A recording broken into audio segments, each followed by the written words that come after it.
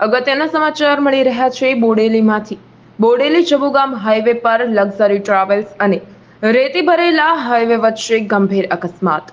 બોડેલી મેરિયા bridge ઉતરતા વડોદરાથી છોટાઉદેપુર જઈ રહેલી લક્ઝરી ટ્રાવેલ્સ અને રેતી ભરેલા હાઈવે વચ્ચે ગંભીર અકસ્માત। ટ્રાવેલર્સમાં સવાર પેસેન્જર, ડ્રાઈવર અને કંડક્ટરોને ગંભીર ઈજા થવા પામી છે। ઈજાગ્રસ્તોને 108 દ્વારા નજીકના હોસ્પિટલ ખાતે લઈ જવામાં આવ્યા।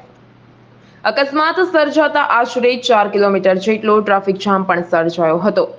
જોકે હાલ પોલીસે ઘટનાસ્થળ પર પહોંચી વધુ કાર્યવાહી હાથ ધરી છે।